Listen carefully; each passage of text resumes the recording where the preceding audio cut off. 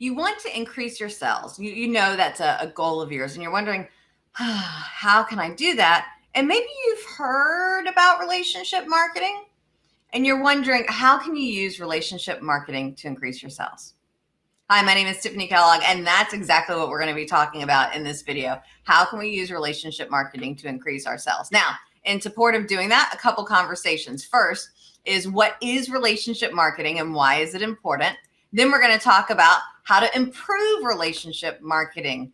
Then we're going to cover relationship development strategies and marketing and relationship marketing methods. So lots going on there. And then lastly, a little bonus, how to ask for referrals, because I think referrals are a key component in what we're looking to do in creating and increasing our sales. Though do know, referral marketing, I think, needs to be renamed relationship marketing. And I'll talk a little bit more about that in our first conversation. Though, as you see what we're going to be talking about in today's video, feel free to, in the description below, you can skip ahead to any of the topics that we said we're going to be covering if you want to.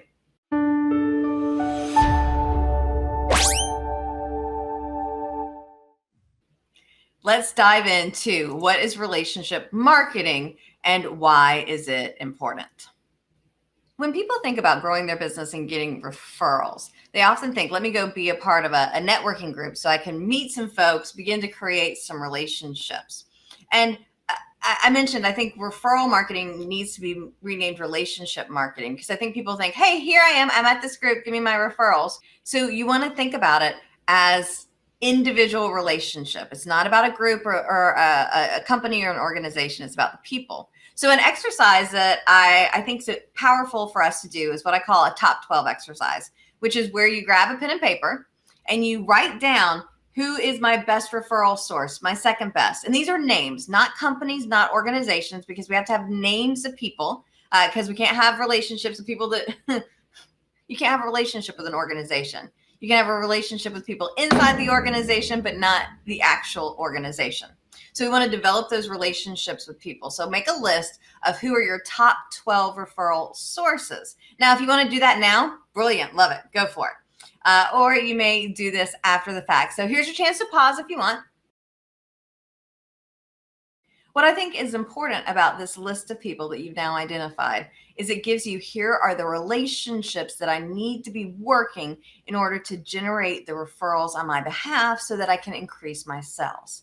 Now, I posed this question to relationship expert Tonya Aka during a recent Networking at Noon show, which is a show I host at noon on networking. And when I posed this question about what is relationship marketing, here was her response. I mentioned earlier having the right people. So how do you sift through all of those contact spheres and other, professionals, whether you meet them at a chamber, BNI, or wherever, how do you sift through them and find the right people who are compelled to want to work with you? And then taking the time to get to know one another deeper, not just who you are and what you do, but taking the time to really learn about them and what they do and learn about you and what you do, and then putting those action steps in place. So is it doing one-to-ones? Is it, joining a golf league together, or joining a sailing club together, or participating in a nonprofit event together, or like virtual wine Wednesdays? Or doing virtual wine Wednesdays. Absolutely. Love to have more people on virtual wine Wednesdays. We have a lot of fun and make some great connections there. We'll come back to that. How do you really create those activities or the events to do that? Thank you so much, Tonya, for your thoughts. Now, if you're like, I'm not 100% sure who a good contact sphere relationship, who a good referral source is for me, fret no more. We do have, if you want more referrals, if you want more information on figuring out those contact sphere relationships, I have a program called MORE Referrals, 5 Steps to Referral Success. And step 2 is figuring out who your contact sphere is. So I've got the link up here on the screen. I'll also put it in the description below. When I think about how do I improve my relationships, how do I improve relationship marketing, I think key to this is this idea of giver's gain, that I'm not getting until I give to you. I think too often people are like, what's in it for me? And I get we can't just give all the time. Relationships do need to be mutually beneficial to both parties, or they're going to fall apart. But we want to make sure that we're giving. I think about relationships almost like a bank account. I've got to put deposits in if I want to make withdrawals.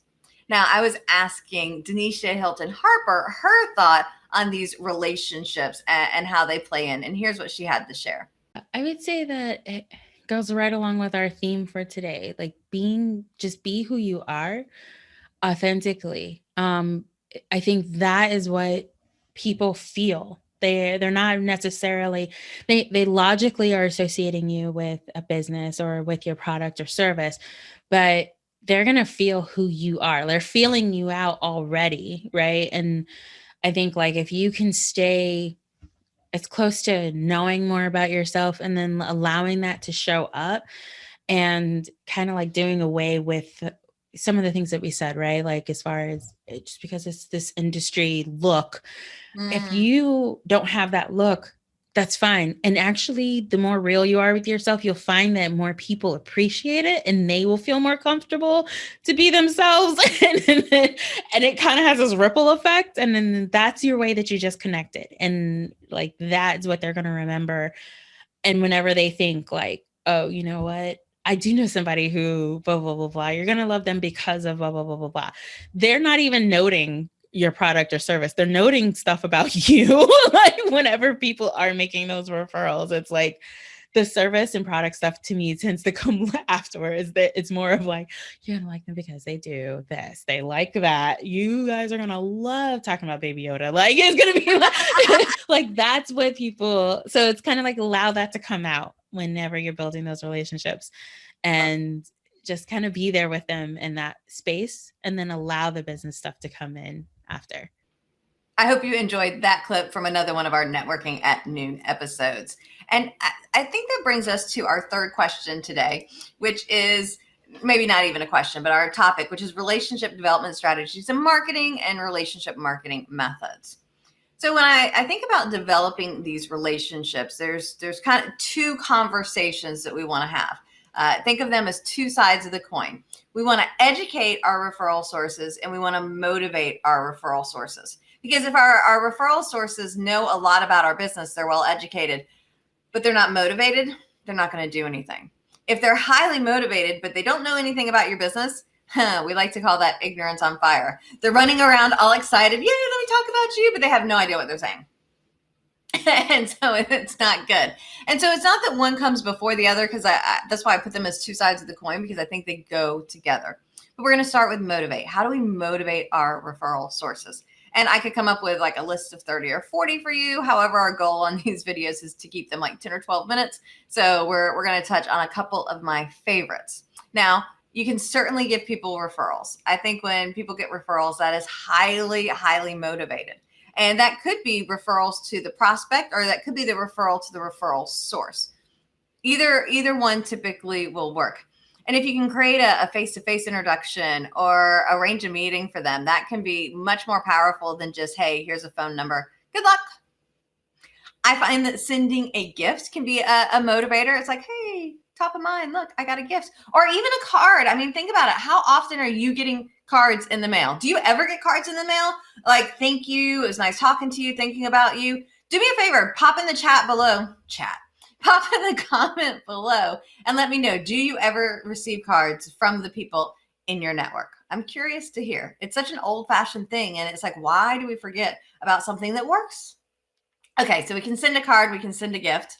And speaking of sending things, you can send an article of interest. And so this typically needs to be an article of interest to your referral source. It's not, hey, let me send you an article about how to grow your business by referrals. That's more on the educate side. And while that's not a bad thing, we don't want to be constantly doing that. So we want to send an article of interest to them. And it could be a personal interest. It could be a business interest. I have people that send me stuff all the time like, oh, check out, you're really brilliant when you're wearing colorful socks.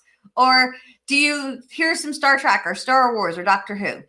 We do it naturally. Here we're just doing it in a way, I was thinking of you, top of mind.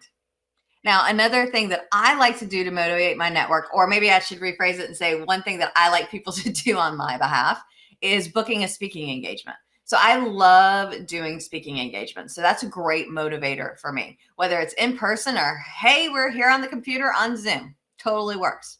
Could also be, could you be a guest on somebody's podcast? Could we be a part of a Facebook Live or a LinkedIn Live together? I motivate people in my network by asking them to be a part of my Networking at Noon show. lots of options for that opportunity to share with your network, the people that you know. Sometimes it's just as simple as, hey, let's hang out and get together, whether it's like, let's go do goat yoga, let's go hang out on the boat. And speaking about hanging out on the boat, Jason Avery, him and I, he likes to take people out on his boat. And so I thought I'd share a video from him on how he motivates his network.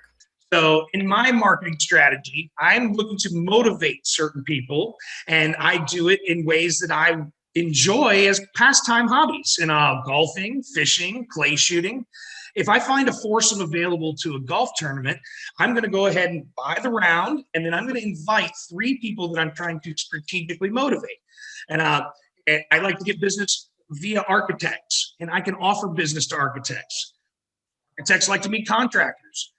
Guess what? I can refer contractors sometimes too, and those contractors can refer me. So I like to motivate contractors. So if I bring an architect and a contractor to go golfing with me together, they're going to be motivated by meeting each other as well as spending time with me.